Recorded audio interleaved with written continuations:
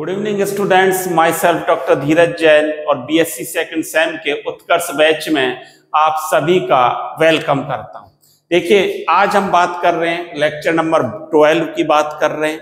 Backlog आपका नहीं रहना चाहिए। पुराने जितने भी लेक्चर्स हैं वो सब आप पहले देख लें, उनको पढ़ लें, तब नेक्स्ट लेक्चर्स को आप देखें, जिससे आपके बेहतर समझ में आती रहे चीजें।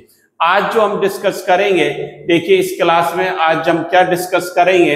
आज हम बात करेंगे प्रेरणिक प्रभाव का उपयोग, एप्लीकेशन ऑफ इंडक्टिव इफेक्ट। ये आज हम बात करेंगे। इंडक्टिव इफेक्ट की लास्ट क्लास में हमने बात की थी। इंडक्टिव इफेक्ट क्या होता है, प्रेरणिक प्रभाव, इसकी हम चर्चा कर चुके हैं, डिस्कशन कर चुके हैं। कितने प्रकार का होता है, कौन कौन से समूह कौन सा प्रभाव डालेंगे, माइनस आई डालेंगे या प्लस आई डालेंगे, इस बात की भी हम डिस्कशन कर चुके हैं। देखिए, लास्ट क्लास का देखना बहुत जरूरी है, और जब भी हम इनको पढ़ पाएंगे, लास्ट क्लास का यदि आपने बढ़िया ढंग से पढ़ ली तो इस क्लास में आपको कोई दिक्कत नहीं आने वाली है। देखिए, प्रेरणिक प्रभाव मैंने बताया था, मैं थोड़ा आपको रिवाइज कर देता हूं। प्रेरणिक प्रभाव दो प्रकार का मैंने आपको बताया था। एक होता है माइनस आई और दूसरा कौन सा होता है, प्लस आई। माइनस आई कौन से समूह होते हैं, जो इलेक्ट्रॉन आकर्षी समूह होते हैं। क्या होते हैं, इलेक्ट्रॉन आकर्षी समूह। और ये कौन से होते हैं, इलेक्ट्रॉन डोनेटिंग ग्रुप होते हैं। ये इलेक्ट्रॉन डोनेट करते हैं, ये इलेक्ट्रॉन विड्रॉइंग ग्रुप होते हैं। ये आपको बात बता दी थी लास्ट क्लास में। कौन कौन से समूह होते हैं, इनका ऑर्डर क्या होता है, इसकी ट्रिक भी मैंने बता दी थी आपको। ना फरहान ना ऋतिक शाहरुख, ये आपको बताया था मैंने ट्रिक, वो आपने याद कर ली होगी। उसका याद करना बहुत जरूरी है ट्रिक से। तो आज हम क्या पढ़ेंगे, आज हम एप्लीकेशंस की बात करेंगे। पहली एप्लीकेशंस कौन सी है, देखिए इसको हटा देता हूं। देखिए, पहली एप्लीकेशन क्या है, कार्बनिक अम्लों की अम्लता का निर्धारण। अब जो कार्बनिक अम्ल हैं उनकी एसिडिटी का निर्धारण कैसे हो। देखिए, एसिडिटी का मतलब क्या है, पहले तो आप ये समझें। कोई अम्ल है तो अम्ल क्या है, जो H आयन ज्यादा देगा वो क्या कहलाता है, अम्ल कहलाता है। जो OH आयन ज्यादा देगा वो क्या कहलाता है, क्षार कहलाता है। ये आपने छोटी क्लासों में पढ़ रखा है कि जो ज्यादा H आयन देगा, जितनी जल्दी H आयन देगा वो क्या कहलाएगा, अम्ल कहलाएगा। जो OH आयन देगा वो क्या कहलाएगा, क्षार कहलाएगा। मतलब जो H आयन रिलीज करेगा एसिड, और जो OH आयन रिलीज करेगा वो क्या कहलाएगा, बेस कहलाता है। ये भी आपने बात पढ़ रखी है। यहां आज हम क्या देखेंगे, देखिए, यदि कोई कार्बनिक अम्ल है उस पर माइनस आई प्रभाव वाला समूह जुड़ जाता है तो अम्ल सामर्थ्य बढ़ जाती है। क्या लिखा, इस बात को नोट भी कर लें, नंबर 1 डालकर। यदि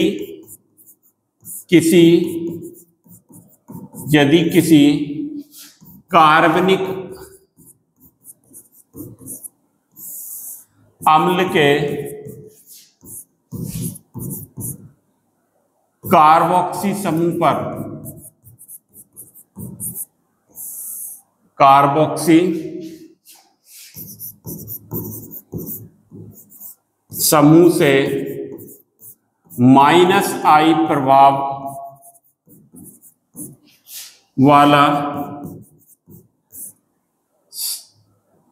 वाला समूह जुड़ता है तो अम्ल सामर्थ्य, एसिडिक स्ट्रेंथ, अम्ल सामर्थ्य, मैं इसको लिखूंगा शॉर्ट में, इधर तो लिख देता हूं एसिडिक स्ट्रेंथ, और क्या लिखूंगा शॉर्ट में, एस, एसिडिक स्ट्रेंथ बढ़ जाती है, बढ़। ये आप नोट कर लें।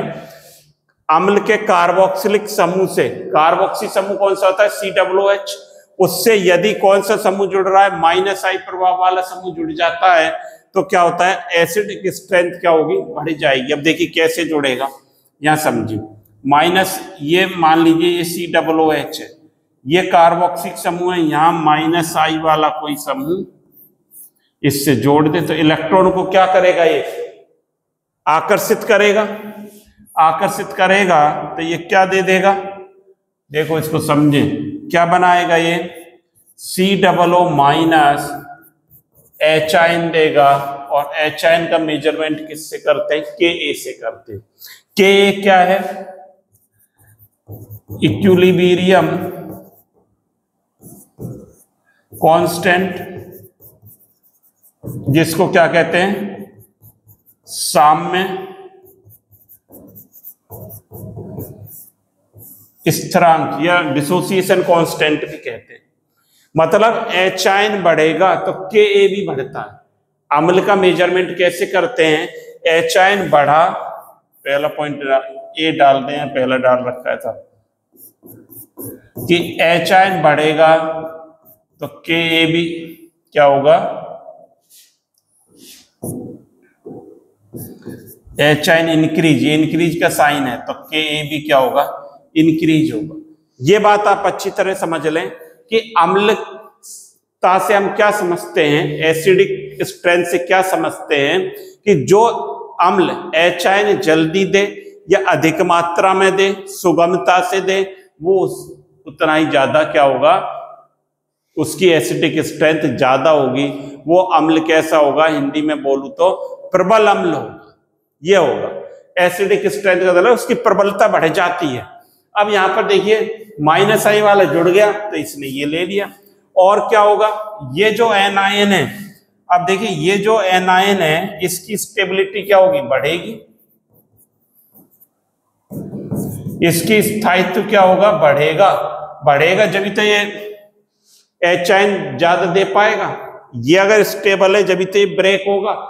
अगर ये स्टेबल नहीं बना तो ये ब्रेक ही नहीं होगा। इसका स्टेबिलिटी होना जरूरी है H देने के लिए और इसके ब्रेक होने के लिए। मतलब बी पॉइंट में क्या लिखेंगे, stability, stability of anion, anion का स्थायित्व इंक्रीज होता है। एनायन का हिंदी में लिख लेना, एनायन का, एनायन क्या होता है, ऋणायन, ऋणायन का स्थायित्व बढ़ता है। ऋणायन का स्थायित्व बढ़ता है और H बढ़ते हैं। और क्या बढ़ रहा है, Ka बढ़ता है। ये होता है अम्लता के लिए। एसिडिक स्ट्रेंथ के लिए ये बातें होना जरूरी है कि स्टेबिलिटी ऑफ एनायन बढ़े तो H भी बढ़ेगा और Ka भी बढ़ेगा। इसको आप एक बार नोट कर लें, तब मैं आगे बढ़ता हूं। हाँ हो गया ये, चलो इतना कर लिया आपने, बहुत अच्छी बात है। इसको देखो यहां पर, चलिए यहां लिख दें दरबी हाथ की आती लिख दें, इस पर केस 1 लिख दें, केस 1 हो गया। अब देखिए अम्ल सामर्थ्य जो है, मैं अब क्या लिख रहा हूं, एसिडिक स्ट्रेंथ क्या है, इसका मतलब अम्ल सामर्थ्य बढ़ती है। अम्ल सामर्थ्य बढ़ेगी तो एसिडिटी क्या होगी, जो एसिडिक स्ट्रेंथ क्या होती है, बढ़ती है, प्रबल अम्ल कहलाएगा वो। अब ये कब बढ़ती है तो क्या क्या बढ़ेगा और क्या घटेगा, देखिए क्या होगा, H+ आयन कंसंट्रेशन क्या होती है, बढ़ती है, जब तो अम्लता बढ़ेगी, एसिडिक स्ट्रेंथ बढ़ेगी। और OH- स्ट्रेंथ क्या होगी, डिक्रीज होगी। ये घटेगी, ये बढ़ने का साइन, ये घटने का साइन। ये बात आ रही समझ में आपके। अच्छा pH पर बताइए क्या प्रभाव पड़ेगा, अम्लता बढ़ती है तो pH पर क्या प्रभाव पड़ता है, मुझे आपसे आंसर चाहिए इसका। यदि हम, आपने pH स्केल पढ़ा है, 11th क्लास में पढ़ा होगा, 12th क्लास में पढ़ा होगा, pH जरूर पढ़ा होगा। pH क्या होता है, -log H आयन कंसंट्रेशन होती है। मतलब अम्ल pH का जो स्केल होता है 0 से 7, 7 to 14, 0 से 7 से बिलो जाएंगे तो pH बढ़ती है, मतलब एसिडिटी बढ़ती है। तो pH क्या होनी चाहिए, घटनी चाहिए। POH क्या होगी, बढ़ेगी। अच्छा, KA बढ़ेगा, PKA क्या होगा, घटेगा। PH बराबर क्या होता है, माइनस लॉग HIN, PK बराबर क्या होता है, माइनस लॉग KAIN। और इसी प्रकार KB घटेगा, PKB बढ़ेगा। देखो यहां लिख सकते हो, जो PH इज इक्वल टू क्या होता है, माइनस लॉग HIN कंसंट्रेशन होता है, PKA बराबर क्या होता है, माइनस लॉग के, ये पढ़ा है ना आपने। और PH plus POH is equal to क्या होता है, 14 होता है। ये भी आपने फॉर्मूला पढ़ रखा है, तो इनको भी हाथ की हाथ आप क्या करते चलें, नोट करते चलें इन फॉर्मूलों को भी, जिससे क्या है, बढ़िया रहेगा। और लिखना चाहो तो ये भी लिख सकते हो, PKA plus PKB is equal to भी 14 होता है। तो ये जो फॉर्मूले हैं ये भी लिख सकते हैं। जो स्टूडेंट्स नीट की प्रिपरेशन कर रहे हैं और जेई की प्रिपरेशन कर रहे हैं, तो उनके लिए बहुत काम का है कि ये जो आपको बताया एसिडिक स्ट्रेंथ का, अम्ल सामर्थ्य का जो ऑर्डर बताया है, ये क्या है, बहुत ही काम की चीज है, जिससे आपके सारे क्वेश्चन इससे ही हल हो जाते हैं। अब देखिए ये बात आ गई। केस 2 लेता हूं, जैसे केस 2 क्या है, यदि एल्कोहल ले लेता हूं मैं, अम्ल की बात समझ गए, -I प्रभाव वाला समूह जुड़ेगा तो एसिडिक स्ट्रेंथ बढ़ती है, और कैसे बढ़ती है ये सब आपने देख लिया। अब मान लीजिए एल्कोहल है, एल्कोहल ROH होता है, ROH, इस पर -I वाला कोई समूह जोड़ दें,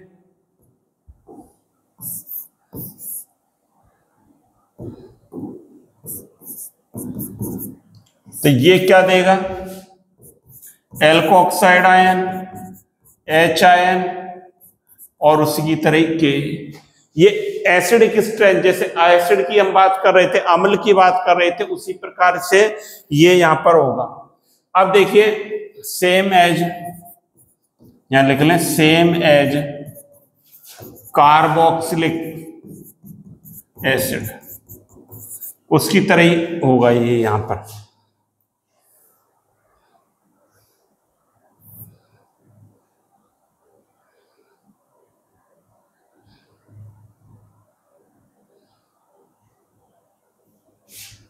अगली बात देखिए जो एसिडिक स्ट्रेंथ है, एसिडिक स्ट्रेंथ जो समानुपाती होती है -I के, और व्युत्क्रमानुपाती होती है +I के। ये इंपॉर्टेंट बात है, इसको आप नोट कर लें और इसको ब्लॉक में बंद कर लेना।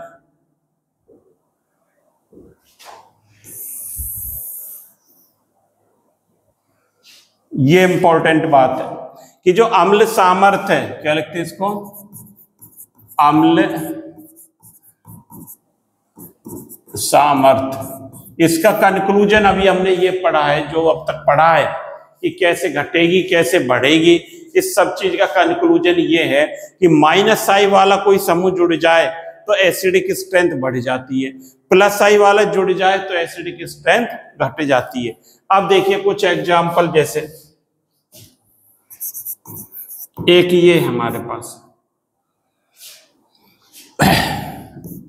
HCOOH, कौन सा एसिड है, फॉर्मिक एसिड, क्या कहते हैं इसको, फॉर्मिक अम्ल।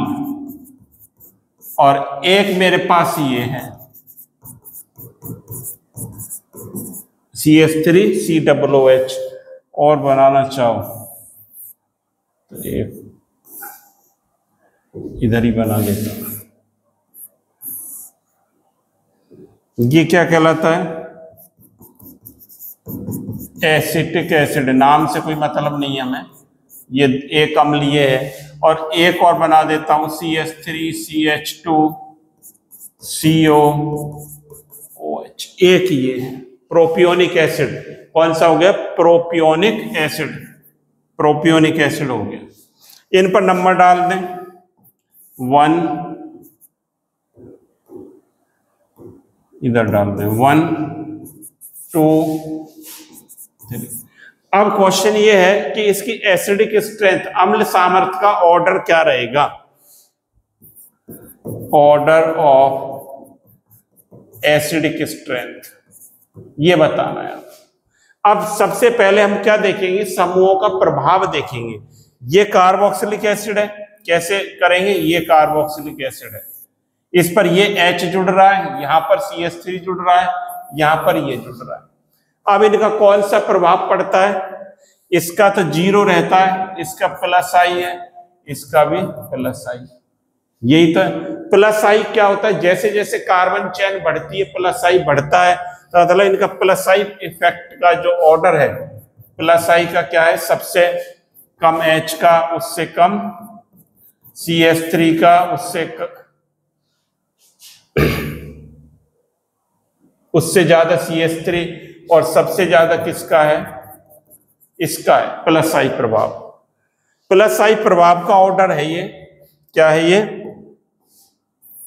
प्लस आई प्रभाव का ऑर्डर का क्रम। अब देखिए इसका प्लस आई सबसे ज्यादा, ये ज्यादा, तो अम्लता उतनी ही कम। बात आ रही समझ में आपके? कि इसका प्रभाव सबसे ज्यादा, ये यहां ज्यादा, तो एसिडिक स्ट्रेंथ इसकी क्या होगी? कम। इससे कम, तो ऑर्डर क्या हो जाएगा? एसिडिक ऑर्डर, एसिडिक स्ट्रेंथ का ऑर्डर क्या हो जाएगा बच्चों? ये हो जाएगा 1 का सबसे ज्यादा, 2 का उससे कम, 3 का उससे कम। इसका प्लस आई सबसे कम है H का, तो इसका सबसे कम, तो स्ट्रेंथ क्या आएगी? ज्यादा आएगी। बात आ रही समझ में आपके? और देखिए एक ये है, और क्वेश्चन देखें, H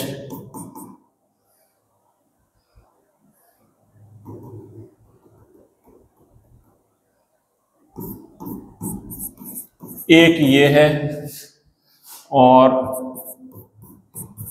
एक ये है।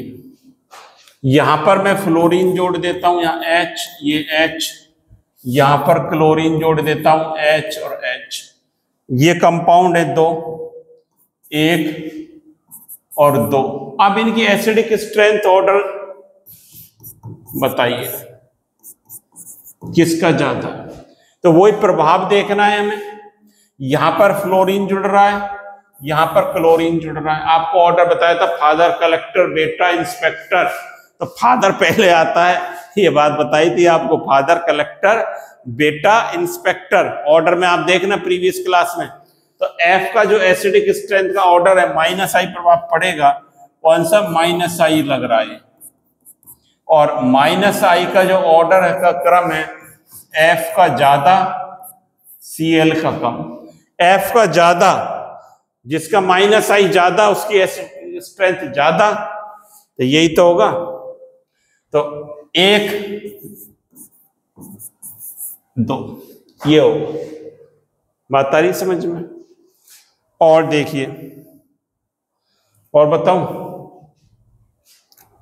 चलिए और क्वेश्चन यहां पर है, ये देखिए, ये इंपॉर्टेंट क्वेश्चन है। कंपेयर, क्या लिखा हुआ है? कंपेयर एसिडिक स्ट्रेंथ, अम्ल सामर्थ्य की तुलना कीजिए। ये 1 नंबर है, ये 2 नंबर, वही है। एसिडिक स्ट्रेंथ आपको देखनी है किसकी ज्यादा है और किसकी कम है। तो ये यहां पर कौन सा एक रूल लगेगा? कौन सा रूल लगेगा? यहां पर DNP रूल लगता है, DNP रूल। D क्या है? डिस्टेंस, दूरी, N नंबर, P पावर। ये देखते हैं सबसे पहले समूहों की डिस्टेंस देखते हैं, किससे? कार्बोक्सिलिक समूह से। कार्बोक्सिलिक समूह से डिस्टेंस कितनी है? ज्यादा डिस्टेंस है तो उसका प्रभाव कम हो जाता है, ये बताया था। माइनस आई प्लस आई, डिस्टेंस बढ़ती जाती है तो कम होता जाता है। फिर डिस्टेंस समान है तब नंबर देखते हैं कितने, 1 2 3, ज्यादा कम लग रहे हैं क्या? और नंबर भी समान है, तो पावर को देखते हैं कि किसकी पावर ज्यादा है। अब डीएनपी रूल ये जो है इसको ब्लॉक में बंद कर लेना, इंपॉर्टेंट है, मोस्ट इंपॉर्टेंट लिख लेना इस पर, डीएनपी रूल। ऐसी शॉर्ट ट्रिक से हम पढ़ रहे हैं, रटने की कोशिश ना करें, इनको समझने की कोशिश करें। चीजों को आप समझकर बढ़िया कर पाएंगे, रटने से भूल जाते हैं चीजों को। अब देखिए ये दो एसिड है हमारे पास, ये कार्बोक्सिलिक समूह, एक ये, इधर भी एक कार्बन, बराबर, एक इधर एक इधर, एक इधर एक इधर, तो डिस्टेंस बराबर हो गई। नंबर एक ये NO2 समूह, इस पर भी एक एक बराबर। पावर देखो, NO2 की पावर ज्यादा है या साइनो की पावर ज्यादा है? ये क्या है ना, ओमप्री, साइनो वाली तो बाद में आता है ना ट्रिक में, ओमप्री पहले आता है, तो NO2 की पावर माइनस आई इफेक्ट लग रहा है।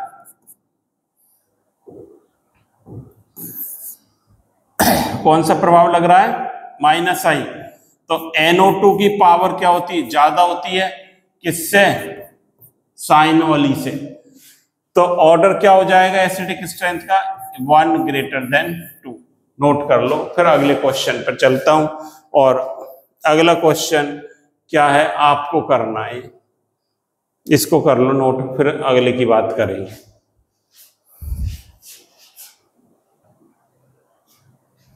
हो गया भाई, नोट कर लिया?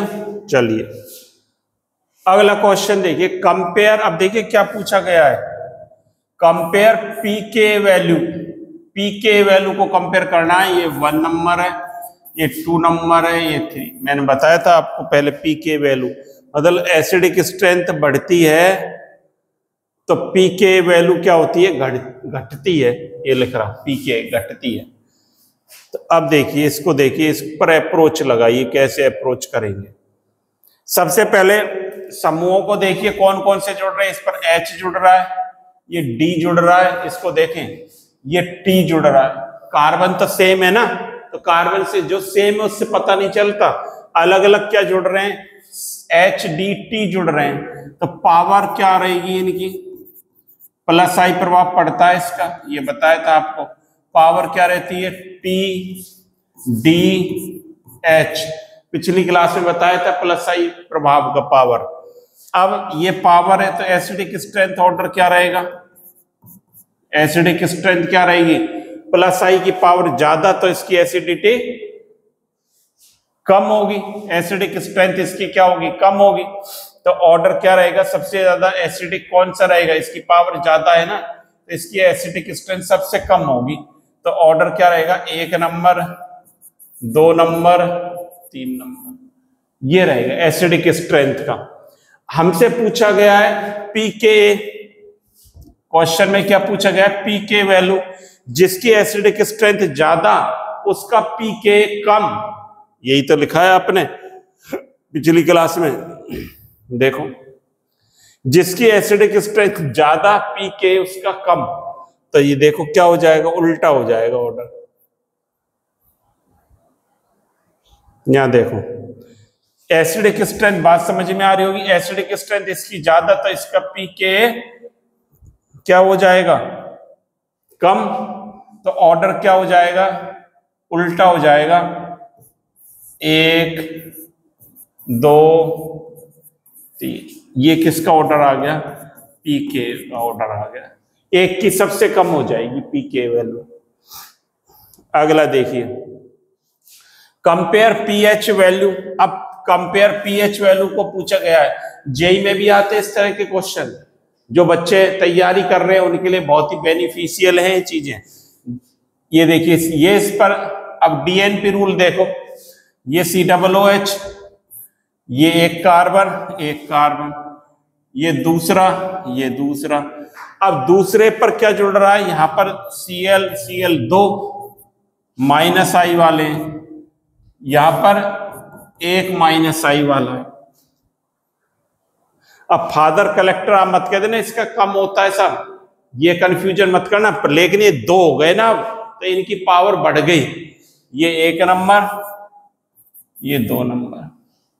तो इसकी पावर बढ़ गई तो एसिडिक पावर ऑर्डर क्या रहेगा, एसिडिक स्ट्रेंथ का ऑर्डर देखो, इसकी पावर ज्यादा हो गई तो ऐसे माइनस आई है ना ये, तो इसकी क्या हो गई, एक की एसिडिक स्ट्रेंथ 2 से ज्यादा हो गई।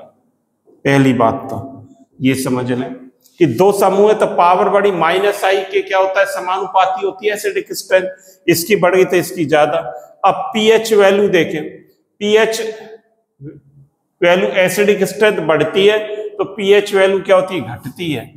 तो पीएच का ऑर्डर क्या हो जाएगा, ये बढ़ ज्यादा है तो 1 और 2 की ज्यादा होगी, इसको नोट कर लो, 2 की ज्यादा होनी चाहिए। बात आ गई समझ में? देखिए दोबारा समझा देता हूं, नहीं आई तो आपके बात समझे, कन्फ्यूजन है तो पीएच वैल्यू को कंपेयर करना है हमें। अब पहले हम डीएनपी रूल के अकॉर्डिंग देखें, वहां 2 समूह जुड़े हैं, यहाँ पर एक तो इसकी एसिडिक पावर ज्यादा होगी, पावर इसकी ज्यादा हो गई, इसकी कम हो गई, इसकी पावर ज्यादा हो गई तो एसिडिक स्ट्रेंथ इसकी बढ़ गई, एसिडिक स्ट्रेंथ बढ़ गई, ये हमने पढ़ा है माइनस आई का प्रभाव के समानुपाती होती है, तो ये एसिडिक स्ट्रेंथ का ऑर्डर आ गया। अब पीएच का ऑर्डर पूछा गया है तो पीएच जो है इसके क्या होगी, उल्टी होती है। यही तो लिखा है कि एसिडिक स्ट्रेंथ बढ़ेगी तो पीएच घटती है। मतलब ये जो बताया है मैंने मेथड, या आप किसी भी तरह के आपके इससे बाहर कोई क्वेश्चन बनता ही नहीं है, नीट में भी नहीं बनता, नीट और जेई मेन में इससे बाहर कोई क्वेश्चन एसिडिक अम्ल सामर्थ्य पर कोई क्वेश्चन बनेगा ही नहीं। तो आप नीट में तो बनेगा ही नहीं, तो आप इसकी तैयारी भी कर सकते हैं साथ ही साथ। अब देखिए आपकी बीएससी की तो हो ही रही है तैयारी, नीट की भी तैयारी हो रही है जो बच्चे पढ़ रहे हैं नीट को। अब देखो कितना बढ़िया प्रश्न है, कंपेयर Ka1 वैल्यू, Ka1 पूछा है, Ka2 अलग होता है, 1 की बात करिए, 3 समूह दे दिए, डाइकार्बोक्सिलिक एसिड है। डाइकार्बोक्सिलिक एसिड की सीरीज क्या होती है, सॉल्ट ट्रिक का एक प्लेलिस्ट में आपको कॉलम मिलेगा, तो वहां पर आप ट्रिक देख लेना डाइकार्बोक्सिलिक एसिड कैसे बनाते हैं। तो ये जो है 1 2 3, अब देखो पहले एसिडिक स्ट्रेंथ देखो किसकी ज्यादा होगी, यहां पर देखो एक भी समूह नहीं है इन दोनों के बीच में, एक को तो इस पर प्रभाव हमें देखना है, जिसको तो बॉक्स में बंद कर दो, देखो इस पर ही तो देखना है प्रभाव। और ये जो दूसरा है इसको जो क्लाउड में बनाया है, इसका प्रभाव देखेंगे।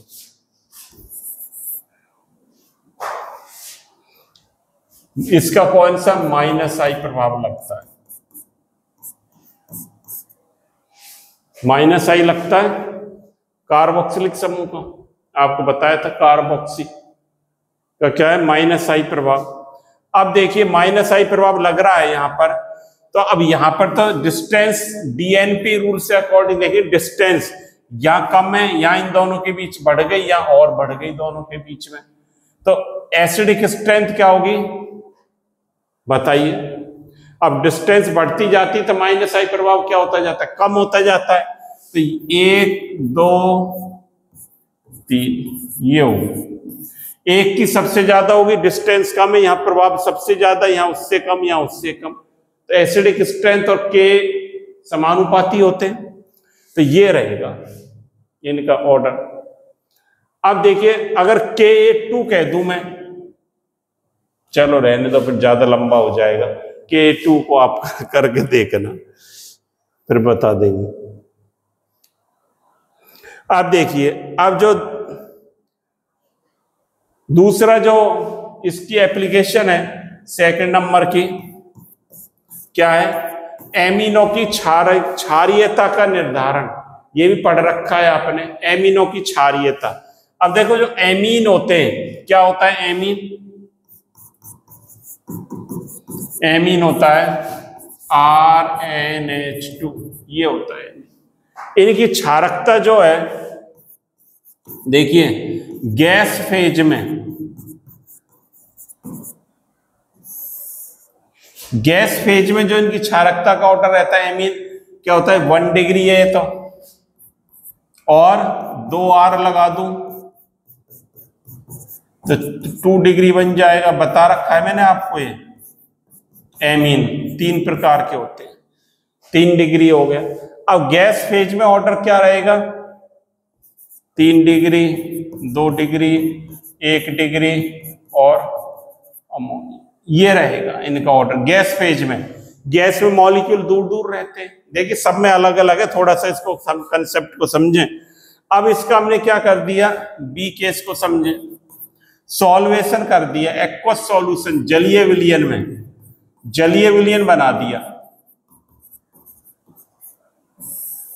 एक्वस सॉल्यूशन बना दिया, एक्वस RN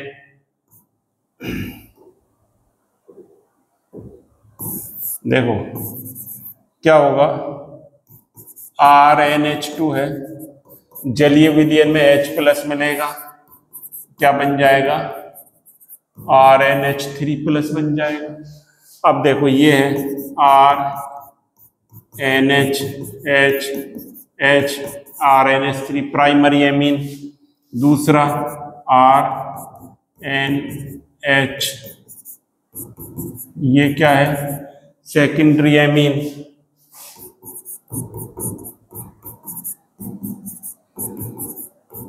ये टर्सरी एमीन। जब जलीय विलयन में डालेंगे तो यहां पर कितने H2 अप्रोच करेंगे 3, यहां पर 2 करेंगे, यहां पर एक ही H2 अप्रोच करेगा, तो इसकी स्टेबिलिटी क्या होती है बढ़ जाती है, स्टेबिलिटी बढ़ेगी और एनर्जी इसकी कम होगी। देखिए स्टेबिलिटी बढ़ती है जब एनर्जी कम होती है, जब आदमी आप देखो गुस्से में रहता है तब शांत, 2 अवस्थाएं हैं व्यक्ति की, एक तो बहुत ज्यादा गुस्सा आ रहा हो उसे तब वो स्थिर नहीं रहता, कोई भी डिसीजन गलत ले सकता है, स्थिर नहीं रहता उसका दिमाग। जब बहुत गुस्से में होता है तब हम कहते हैं एनर्जी उसकी बहुत हाई टेम्पर हो गया है। अब जब हाई टेम्पर हो जाता है तो स्टेबिलिटी उसकी क्या हो जाता है डाउन हो जाती है, एनर्जी बढ़ गई और एनर्जी डाउन हो जाती है तब शांत स्वभाव का व्यक्ति बन जाता है, उसकी स्टेबिलिटी क्या होती है बढ़ जाती है। तो यहां पर भी यही है। तो जलीय विलयन में इनकी जो क्षारकता का ऑर्डर रहता है 1 डिग्री,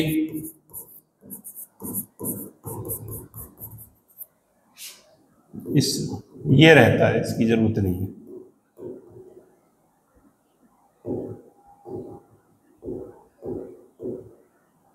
एक डिग्री 2 डिग्री और 3 डिग्री एमीन की बात कर रहा हूं मैं। तीसरी स्थिति क्या है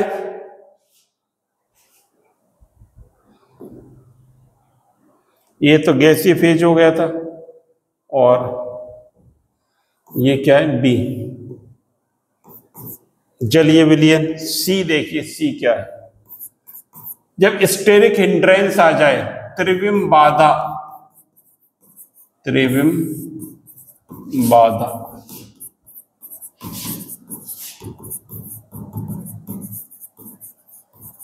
स्टेरिक हिंड्रेंस हो तो क्या ऑर्डर रहेगा 1 डिग्री 2 डिग्री 3 डिग्री रहता, यही रहता है।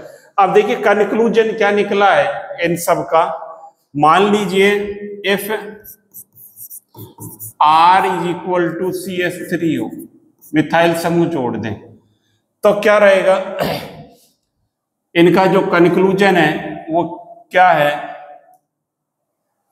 देखो इधर एक बार और इसको समझ लें, कंक्लूजन क्या कहेंगे हम, जो एक्वस जलीय अवस्था में जो रहेगा एक्वस फेज में जलीय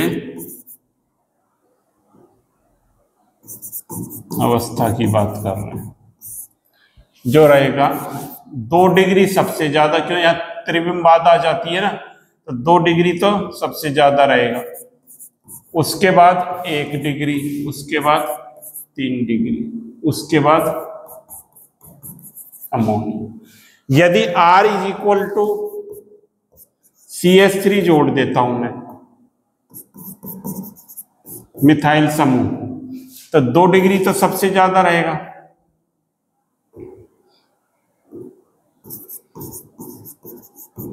स्टेबिलिटी, इसके बाद 1 डिग्री, 3 डिग्री अमोनिया। यदि R is equal to C2H5 जोड़ दें तो 2 डिग्री और फिर हो जाएगा 3 डिग्री, 1 डिग्री। ये ऑर्डर आपको ध्यान रखना है, ये ऑर्डर का कम। यदि एथिल समूह जोड़ते हैं तो 3 पहले हो जाता है। याद कैसे करेंगे? 2 की स्टेबिलिटी तो सबसे ज्यादा होती है, 2 की स्टेबिलिटी और क्षारकता का ऑर्डर हम देख रहे हैं। किसकी ऑर्डर देख रहे हैं? क्षारकता, इसकी क्षारीयता, क्षारीयता ऑर्डर। क्षारीयता कैसे कहते हैं? एमीन में क्या आते हैं? लुईस बेस है ये तो आप समझते हो ना। देखो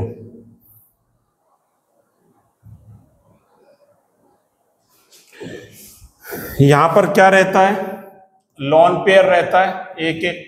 ये इलेक्ट्रॉन डोनेट कर सकते हैं, इसलिए क्या है? लुईस क्षार हैं। अब क्षारकता का ऑर्डर हम देख रहे हैं, किसका ऑर्डर है ये? बेसिसिटी का, क्षारकता क्रम है ये, ठीक है ना। तो यदि एथिल समूह रहे, अब याद कैसे करना है इसको? भूल 2 डिग्री तो सबसे ज्यादा मैथिल हो तो, और एथिल 2 के बाद यदि मैथिल है तो छोटा समूह जोड़ा ना तो छोटा हो जाएगा, 1 छोटा हो गया। और 2 के बाद यदि एथिल की बात करें तो बड़ा 3 डिग्री आ गया बड़ा। ऐसे याद कर लें कि 2 के बाद छोटे में मैथिल और बड़े में एथिल आएगा। चलिए और देखिए और क्या है। अब कार्बनिक अणुओं में द्विध्रुव आघूर्ण, द्विध्रुव आघूर्ण की बात करें, देखिए द्विध्रुव आघूर्ण म्यू इज इक्वल टू क्या होता है? Q इंटू ड्यू, आप पढ़ चुके हो। तो जो प्रेरणिक प्रभाव है वो द्विध्रुव आघूर्ण को क्या करता है? बढ़ाता है। द्विध्रुव आघूर्ण को क्या करेगा? ये इंक्रीज करता है।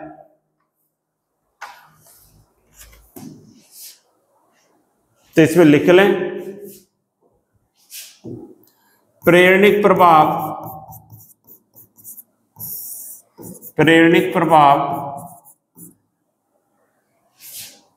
बढ़ने पर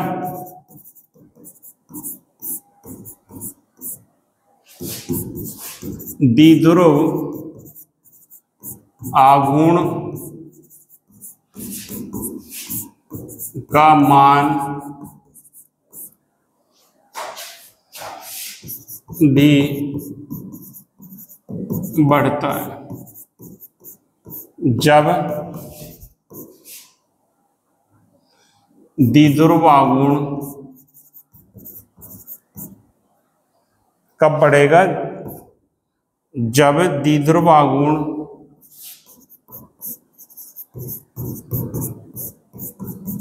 एक ही दिशा में लग रहा हो। जैसे समझे क्या बात लिखी हमने? एक हमने ये लिखा है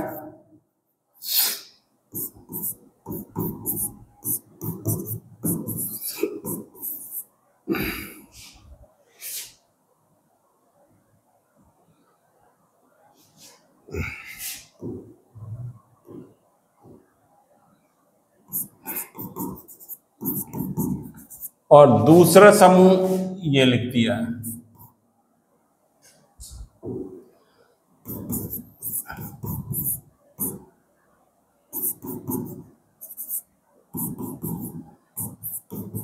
आप बताओ क्या समझ रहे हो इनसे? 2 एग्जाम्पल लिखे हैं, इनको समझो क्या मतलब है इनका।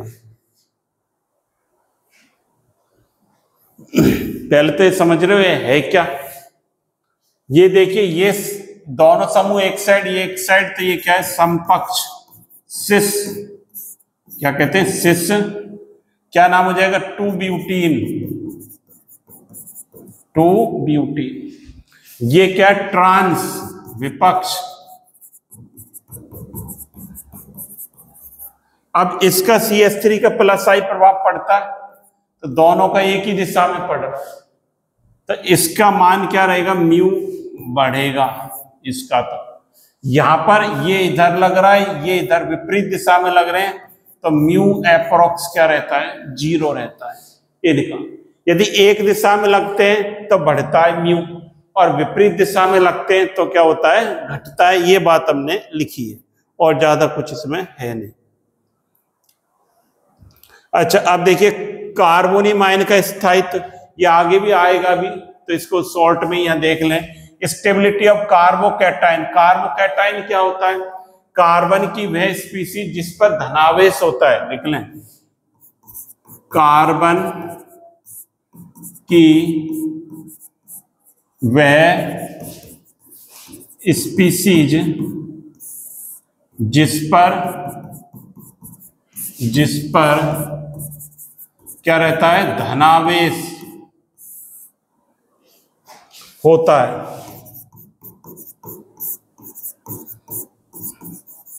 कार्बोकैटायन या कार्बोनियम आयन की बात है, कार्बोनियम आयन कहलाती। साथ ही साथ आप भी नोट्स बनाते चले मेरे साथ। अब इनका स्थायित्व क्या रहता है, देखिए ये कार्बोकैटायन, ये आर, कलर चेंज कर देते हैं,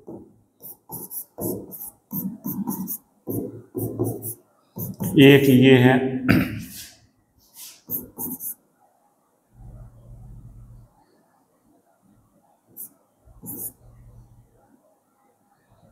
और एक ये है, और एक ये है कार्बोकैटायन।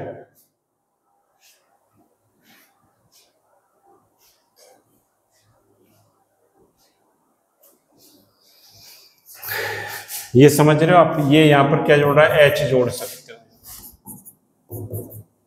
इसका एल्किल समूह का कौन सा प्लस आई प्रभाव पड़ता है, प्लस आई। कार्बोकैटायन की स्टेबिलिटी है स्टूडेंट्स, ये क्या रहती है, 3 डिग्री, 2 डिग्री, 1 डिग्री रहती है। कार्बोकैटायन कौन सी स्पीसीज होती है, जिस पर कार्बन पर क्या रहता है, धनावेश रहता है। 3 डिग्री है, या लिखना चाहो तो लिख सकते हो, ये 3 डिग्री, ये क्या है 2 डिग्री, और ये क्या है 1 डिग्री कार्बोकैटायन है। इस पर 3 एल्किल जुड़े 3 डिग्री, इस पर 2 जुड़ रहे 2 डिग्री। इनकी स्टेबिलिटी ऑर्डर 3 to 1 रहता है। तो ये आगे हम और पढ़ेंगे डिटेल में, तो ये इसको यहाँ पर इतना ही समझ लें।